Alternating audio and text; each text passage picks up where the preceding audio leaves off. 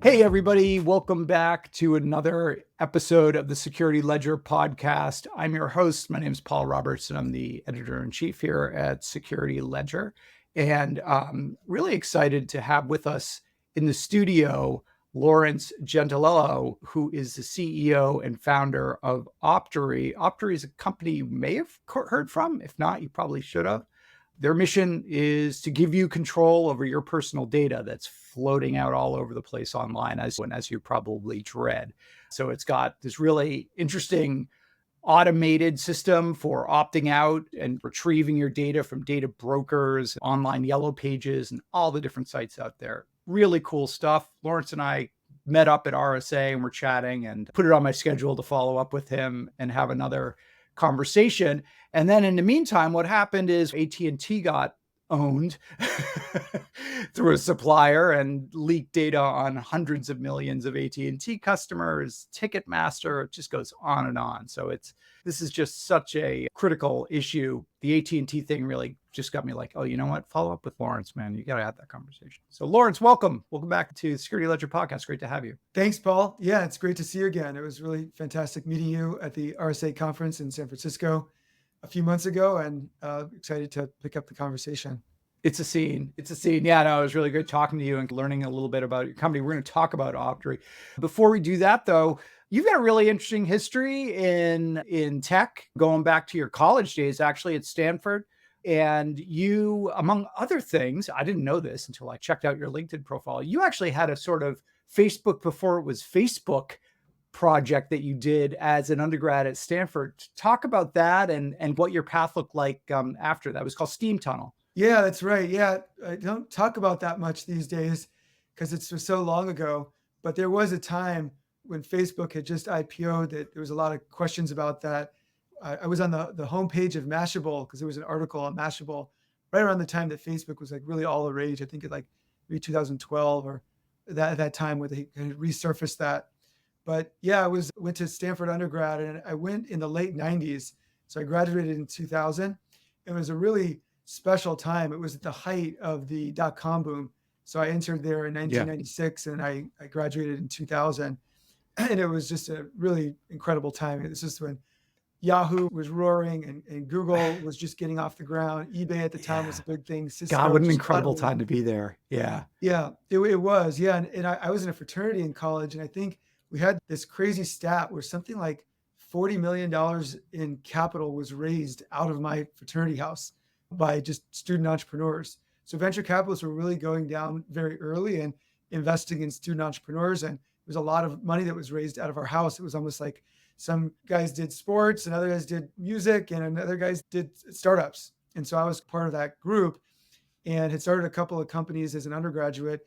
And me and a couple of friends decided to scan all 4 years of the Facebook, which was like all the pictures. This was in 1999, 4 years before Mark Zuckerberg had started his Facebook. So we scanned all 4 years of the photos, and there was an online student directory where you could look up students' names, and it would have their phone number, address, major, all this stuff. And so we actually went and Social security number. Not quite that, but we went and we actually scraped that whole site, built it all into a database. We restricted access to only Stanford students, but we were just your classic college entrepreneurs. We launched a site called Steam Tunnels. It had a few different things. It had an events calendar and maybe comparison textbook shopper and restaurant guides for Palo Alto and everything. But the Facebook was the crown jewel of it. But it was very short-lived because the administration felt like we had ripped off the pictures and shouldn't be posting people's information online. Again, it was restricted to the Stanford community only. But at the time, it was in the late 90s, and we did not know what we were doing. In today's day and age, this is something that data brokers do. And Optery, our crusade is to make that stop. It's interesting how these paths kind of dots connect. But at the time, it was short-lived. It was live for a couple of months. And then the university knocked on our doors and said, hey, you need to take the site down.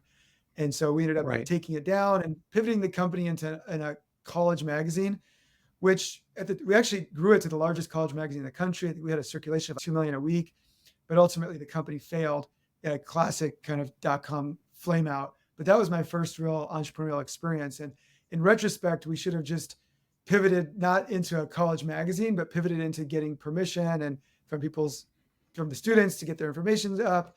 The other thing is at the time it was pre-digital cameras. So now we take it for granted that you got a phone, everyone's got a camera in their home, in their phone. And at the time there was not any digital cameras. Like there were few people had them. So it wasn't like people had a lot of digital images of themselves. So it was like didn't exist. This was back still with film cameras. So we thought at the time that it was just insurmountable to get all the students to submit pictures of themselves. And lo and behold, when Mark Zuckerberg launched Facebook, the timing was perfect. That was right when camera phones and digital cameras became mainstream. But that was my first foray into entrepreneurship. Yeah, because the digital cameras also fuel the content that's being posted on the site, right? So it's almost like you don't think about Facebook and mobile as being so intertwined, but they were. And in some ways, you were a little bit ahead, just slightly ahead of that. So interesting. Now, let me ask you, are there steam tunnels at Stanford? I don't know this. Like, Yeah, is that a thing? that was Okay. the name of Yeah. that was where the name came from. So underneath Stanford, there is steam tunnels that routes Steam tunnels. heat to the different buildings and dorms. I don't know if they're still in use or not. And it might be honestly a relic from 100 years ago when the university started to get built up. But there was a kind of like an underground activity where people would go spelunking in the steam tunnels Spelunking. and would go Yeah. down and pop up That's into cool. different places. I never did that, but it was a popular thing that people did. And we labeled the site as Stanford's Underground. And so we had this like Facebook and we had events calendar and that kind of thing. So it was really exciting. right. It was really fun. And the time in general, like I remember I was using Google when it was google.stanford.edu. It was before it was google.com. And I remember there was a career fair and I remember just Larry and Sergey were at a table and I went up and was talking with them and I was an economics major and they were like, we're just looking for engineers. So it was like a job fair and I was talking with them, but it was just very early. There was a lot of big companies that came out of like crop of entrepreneurs at Stanford. Move forward in your career, you lo and behold, you went into the tech sector. Talk just a little bit about that middle part of your career, working for companies. Well, you worked for a startup that got acquired by Oracle, and you worked for Accenture. What types of stuff were you doing? Yeah. So at the tail end of that was when I really had the realization that data was being weaponized and used against people. I ended up going to work at a company called Blue Kai, was acquired by Oracle. It's what became the Oracle Data Cloud. And then what became Oracle Advertising, which they just are in the process of end of lifing right now. And again, when I joined Blue Kai, again, it was from a little more of an innocent perspective. At the time, Google was all the rage with targeted advertising. And what Blue Kai did was had partnerships with big online commerce types of companies. So partnerships with Expedia.com, Kayak.com, eBay.com, Cars.com, Hotels.com, and would cookie users when they were performing searches on those sites for products. And then Blue Kai would store that intent data matched up to a cookie ID. So if your web browser or your phone browser would go a search for a flight from San Francisco to New York, they would permission Blue Kai and Blue Kai would drop a cookie and then say, okay, this person is looking for a flight from San Francisco to New York. And then we would sell that data. So it was a data broker. It was all around for advertising. Our biggest customer was Google. Second biggest customer, Microsoft. They're just go Yahoo, AOL. And so it was really about in the height of retargeting. When early in the web, it was you'd go to online, you'd see ads for Punch the Monkey and Refi Your Home. But then all of a sudden you started seeing ads for the shoes that you had looked at Nordstrom.com the day before, or the new backpack that you had looked at that morning. And Blue Kai was a major player in that space. And it was really around ads. And you might have like Marriott that would say, okay, we're going to buy that data. And now we can advertise for hotels in New York because we know that you're flying to New York and we know the dates that you're looking to fly. So again, also from more of an innocent perspective, so like ads, targeted ads. And then when I got into that space in 2011, again, it was just more innocent. And then over time, you had Cambridge Analytica, you started having data breaches, you started influencing elections, and then you had increasing sophistication of attackers, whereas attackers before were looking for backdoor access, and now attackers are turning into data analysts and utilizing data to make attacks. And I had moved on to Accenture, and it was at that time where I said, wow, like the rose-colored glasses were off, and the naivety of getting into the space, I realized, whoa, like this can be used not just for some like ads, but for a lot more powerful and dangerous things. And that was when the idea was to leave and to start this company. You could target an advertisement, make it highly relevant and attractive.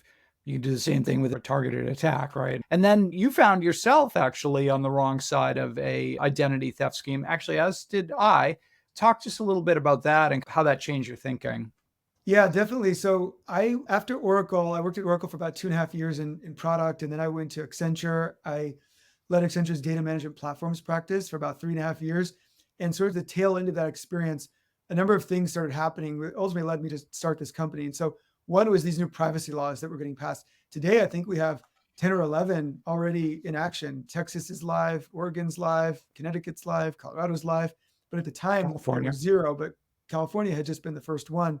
So these new privacy laws were starting to get passed, which was like amazing because it gave consumers these rights. Two was just the awareness that, hey, this data is not being used just for targeted ads, but it's being used in more dangerous things. And three, the third thing was I was a victim of identity theft. And so there was all these like confluence of factors that just really drew me into the space of cybersecurity and data privacy and data rights. And the identity theft, becoming a victim of identity theft was one of those three factors. And so for me, what happened was I used Verizon, and one day Verizon, I got an email that said like a purchase confirmation for 2 new cell phones and 2 new plans. And I was like, nope, that wasn't me. And so I didn't click on the email or actually contacted Verizon directly because I thought maybe it's phishing, maybe it's a social engineering attack trying to get me to give a password or credentials. Unpacked the whole thing, and somebody had profiled myself and my wife and created fake IDs in both of our names. And a man and a woman had walked into a Verizon store in San Francisco and said, hey, here's who we are. Here's our phone numbers. We want 2 new iPhones. We've got old iPhones. We want new ones. And I talked with the store manager or employee that performed the sale. And he said, oh, everything checked out. There was an ID. They knew your number. They had your home address, your city. They had all the information. And so at the time, this was all like a complete shock to me. And as I spent time kind of digging in, researching, learning more, it became clear that it would be very obvious for someone to profile me or us and then start using data brokers to fill in the details. Take that phone number, run it through a data broker where you can put a phone number in and get out like a name, an address, city, state where somebody lives, family members' names, and to basically get that data, piece together a story, piece together a profile, and then perform that attack. That was almost like the final straw. And there was like this kind of inside knowledge from having worked at Blue Kai and Oracle, these laws, becoming a victim, and left to start the company that we have now. Do you think it was this arbitrary? Do you think that you've had articles written about you and stuff like that? Do you think they were targeting you specifically or just randomly picked you? I think it probably was a little bit random. My guess is that the what I know this wasn't somebody in a different country. It wasn't somebody from Yeah. Asia or Europe No, or yeah, Africa yeah. or They Latin were America. It was physically somebody there. in San Yeah. Francisco. We don't know. It could have been that was like a foot soldier, and maybe there was somebody from a different country who was doing the data analysis, and then they were aligned with a foot soldier. I don't really know, but somewhere Yeah. along the line, someone had the sophistication to profile us. I would estimate at the time I worked at Accenture, I would estimate they were looking for urban professionals. That would be my guess in the Bay Area. And I would imagine I was profiled as just an urban professional. And Yeah. then that would be my. Yeah, my wife and I had somebody file a tax return in our names for a refund. This was back, I don't know, pre-pandemic. When we went to file our tax returns, it was like, you've already filed. It was like, no, we haven't. And it took a long time to get that resolved. It is not easy. Yep, the So same thing yeah, happened to my parents. That's one of the incentives each year is just get that tax return in as quickly as possible early. Yeah. before someone else beats you to it. I think that the IRS has started to put in some more safeguards around pins, and you have to put in your driver's license number now, and not that Yeah. would be impossible to get either. But No. yeah, I have my parents had the same thing happen to them. You landed on this idea, Optery, as a way to empower consumers and businesses as well to take some control over their data.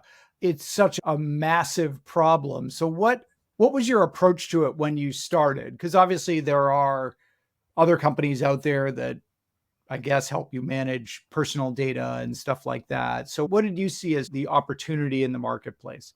Yeah, definitely. We're definitely not the only company that does personal data removal. So that's a category that we say what Optery does is personal data removal. So there's hundreds of these data broker sites. Some of them sell your data, but it's behind the scenes. Others sell your data out on the open web, where they'll actually publish profiles of you on the open web. And there's other companies that we compete against that do this, where they basically send opt-out requests and data dilution requests and say, delete my data, do not sell my data. And so I felt like there needed to be a lot more automation and a lot more of a software-based approach. At the time, the approaches were a little bit more manual. And my co-founders and I kind of had come from the data space. I had spent close to 10 years in the data space. And so we felt like a new approach that was more data centric was warranted. And we launched it in June of 2021. And then what was interesting, and it was like a really big thrill for us, was I think it was in February of 2022. So less than a year later, PC Mag has a lead analyst for security that does reviews of all the products. They did a fresh set of reviews of all the products in the industry and awarded us the editor's choice as the most outstanding product in the market. And if you were to read the review, he is wowed and amazed by all these new things that we were doing that no one Yeah. else had done before. And so one of the things was scanning hundreds of data broker websites using matching algorithms to see if our customer's profile is there or not, and then taking a screenshot of that and then sending that report to our users so they could see all the places that they've been found. And so that was just nobody else did that. So there's a lot of things that we had done. We just took a fresh look at the space, a fresh look at the problem, and we really broke down the problem into a search problem as well. What we have is a search engine. So Optery is half search engine and it's half opt-out software. And I think the other solutions out there, I don't think that they conceived of themselves as search engine, but we do. We have 2 patents that are search patents. They're for search technology. And so we said we would break down the problem into a search problem. What information is out there? You can't remove what you can't find, or how do you know what to remove? Maybe you should search for it. So that was one of the unique things that we did. And even to this day, we make a free scan just open to the public. And so every day, people just sign up for free and we send them a free scan. And usually we found about 100 screenshot exposures. And what we even do is encourage customers of our competitors to sign up to see what they've missed. And usually even customers that use a competing service, we'll send them a report and it'll usually show 40, 50 exposures that others have missed. So that was just like a really unique thing. And it's one of the reasons why we had won the PC Mag Editor's Choice the last 3 years in a row in 2022, 2023, and 2024. There's something very powerful also about seeing the screenshot of your profile on a website. I think for the customer as well, to be like, oh crap, what's that site doing with my information? I've never been to that site. So why? I think that psychologically that has a big impact. Yeah. Even like the early privacy tools was like an ad blocker or a tracker blocker. And then basically it would block third-party cookies from getting dropped on you. So most ad blockers have this baked in. The Brave browser, Mozilla, Firefox, Safari do this by default, where they block the third-party trackers. That was my old world. That was Blue Kai. That was Oracle. And then there's a lot of others out there like that. But that was like, a lot of people used them, but the problem was just invisible to people. There's just this stuff that was happening behind the scenes in your browser. You go to CNN.com or FoxNews.com, and in the background, you've got 50 different ad tech vendors that are dropping cookies, ID swapping, all these names, ad networks, demand side platforms, supply side platforms, data exchanges. This is this whole big ad tech world. It's all happening invisibly. And so the people that are really up to speed on this stuff, they have tracker blockers, they're using Safari or Brave or Firefox because they know what's happening behind the scenes. But most people, the general public, yeah, exactly, it's small. The general public has no idea. It just happens that they don't do anything about it. And so that was one of the problems that we identified. And we said, how can we make this problem more real for people? We said, well, if we give away a free scan, we can go scan, and people might not know that actually there's 100 different websites out there that listing your family members' names, your spouse's name, your kids' names, your parents' names, your address, your email, your phone number.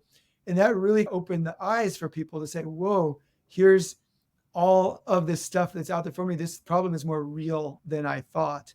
And that was our niche. And there's even within cybersecurity, there's hundreds of different categories. And in privacy, there's other categories. This is our niche. Our niche is finding and removing profile information from data brokers. And is that where most people's data is being coughed up, is just via e-commerce sites and other sites that they may visit and have an account with, or even not, but that data is getting captured, getting aggregated and resold?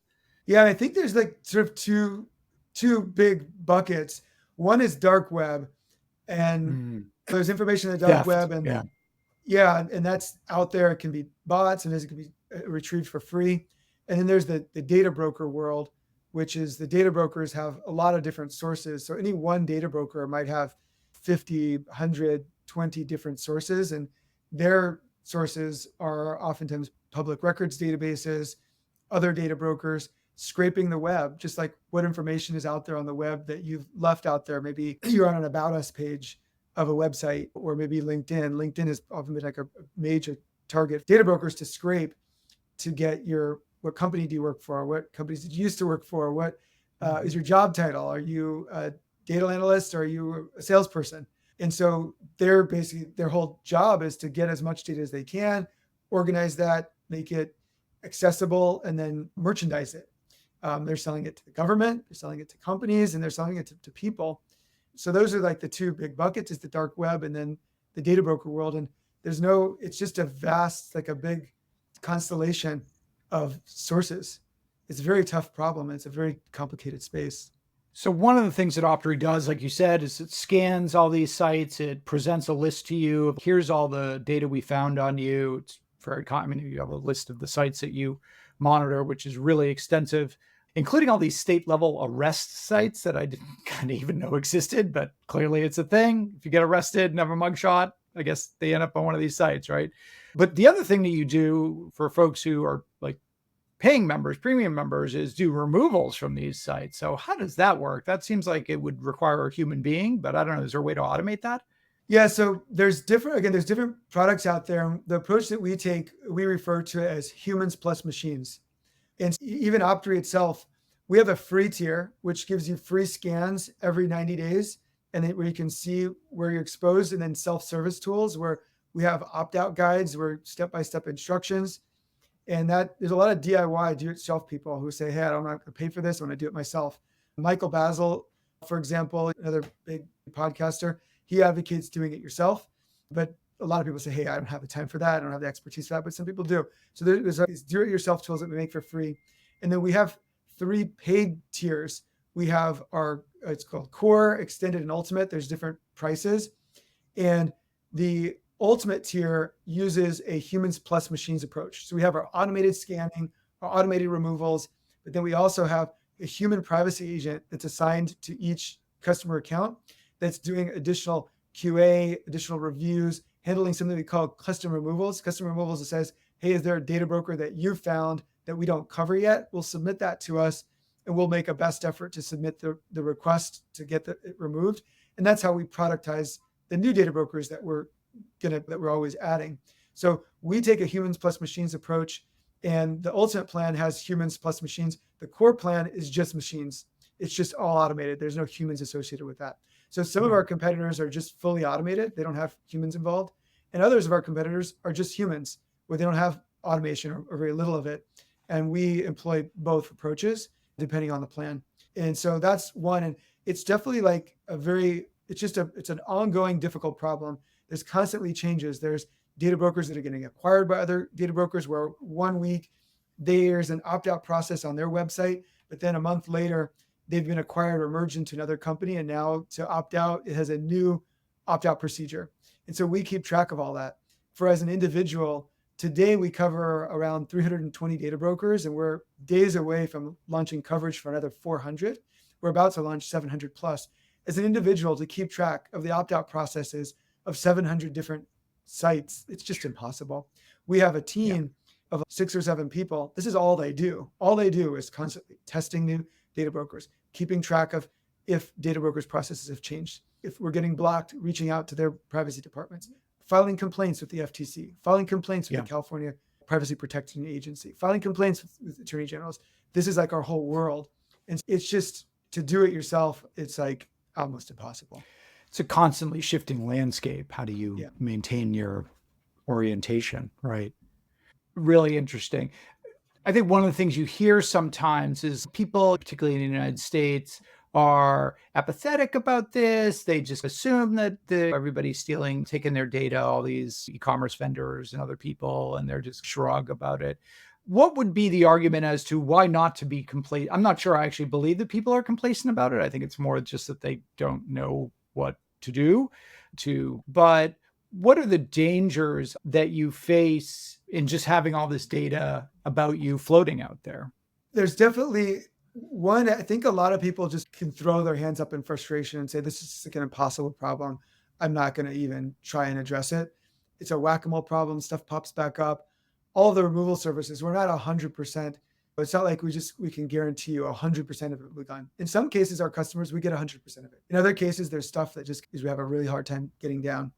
And I think one that you sort of have to, everyone has their own threat model and their own preferences. And some people just say, hey, look, I'm not going to do anything. I'm either going to do it. I'm either going to go all in. I'm going to do nothing. That's fine. Other people just say, hey, I'm going to do the best I can and try and reduce my surface area of attack.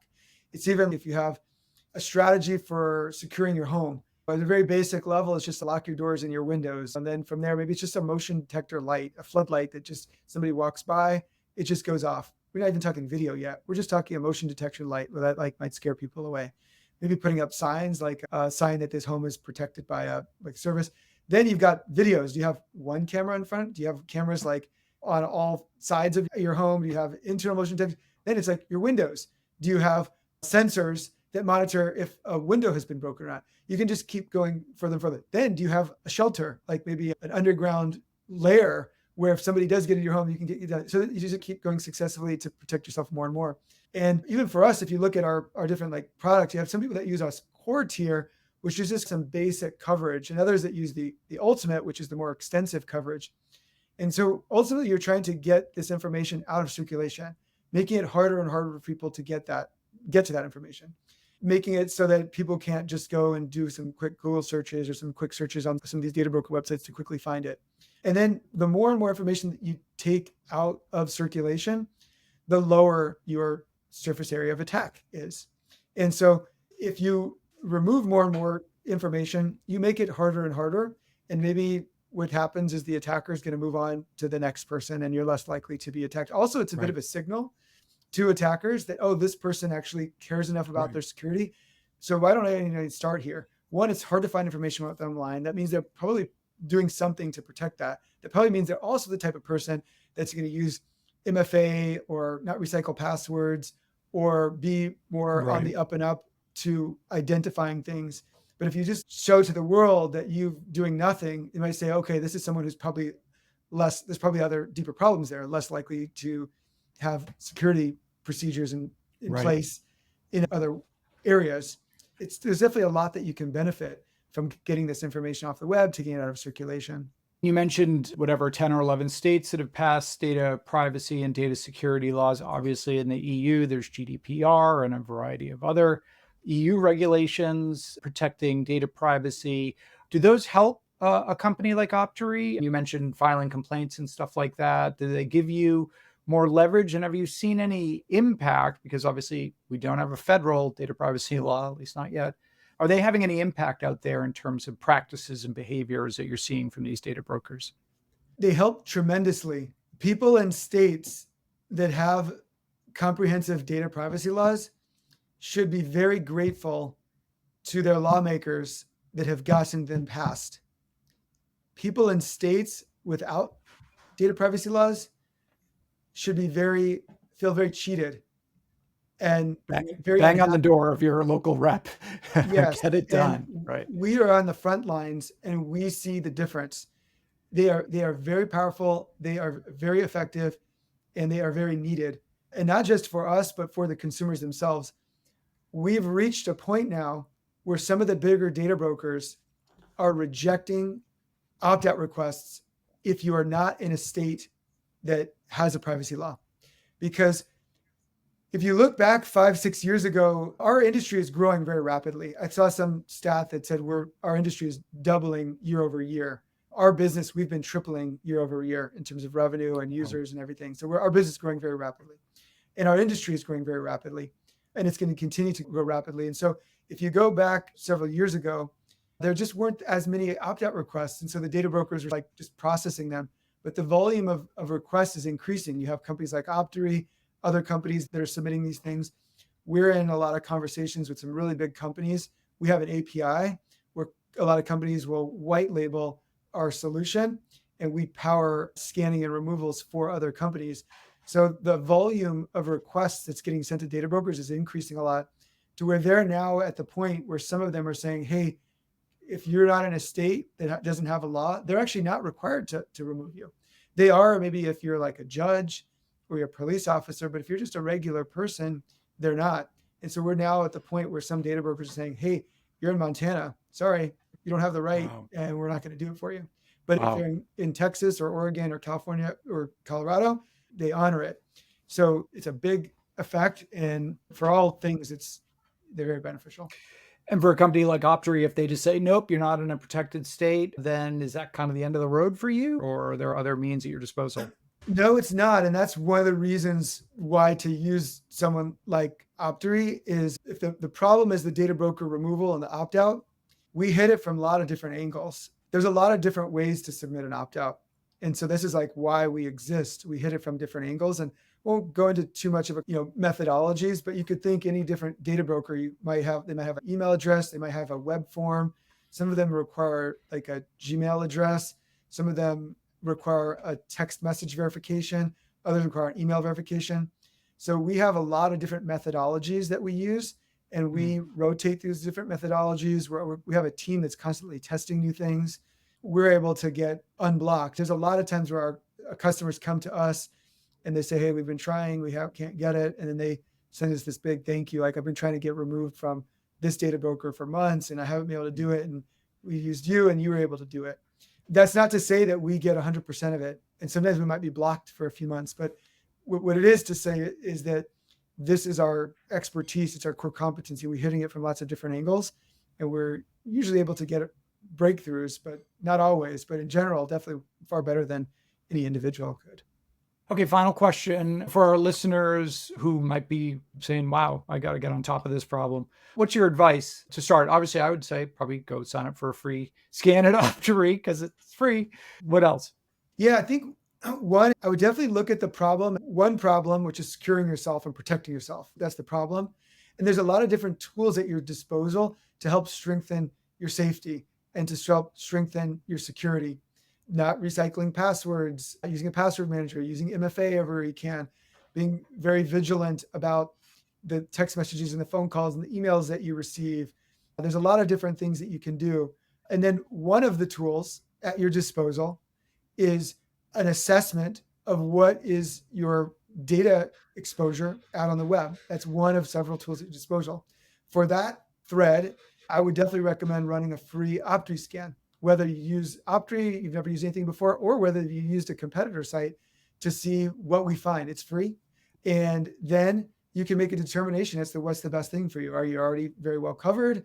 Do you want to upgrade into an account? Do you want to do this yourself? But that would be, I think the key thing that I like to stress is just that's one tactic among several at your disposal. And the people that are the most secure, the most safe are using all of these things. Lawrence, is there anything that I didn't ask you that you want to say? One, thank you. Thanks for the conversation. It's great to meet you at RSA, and it's great to be able to chat with you about this. I think one of the things that I find interesting is there's so many people out there that just don't know that this is a problem and are not aware of it. It usually, if you spend a little bit of time with people, if I spend a little bit of time with people, start talking to them, light bulbs start to go off and they start to say, oh, wow, I never thought of this before. I think maybe for you and I, it's easy to take for granted that we know what's going on here, but there's so many people out there that don't know what's going on. I think if there's any one thing I would say is just if you're in a state that doesn't have a privacy law, you reach out to your lawmakers, your local politicians. They usually have intake forms online where you can submit requests and complaints and email addresses that you can email your lawmakers to try and get more privacy laws passed. And then two, I'd say for those out there that are interested in this, I highly recommend creating a free Optery scan just to do an assessment as to what's out there, whether you've been using another service or you've never used a service. It helps to make the problem a little more real. Yeah. So I think those would be the two things. So I'm going to do right after we get off the call. Sure. Yeah. Yeah. Lawrence Gentilello, thank you so much, CEO of Optery. Thank you so much for coming on. It's been a super interesting conversation, and honestly, thank you for the work you're doing. I think it's a critical service these days, especially given just the really loose practices out there with consumer data. So thanks for doing this. My pleasure. Thank you. I appreciate it. We'll be sure to have you on again. Sounds great. Thanks.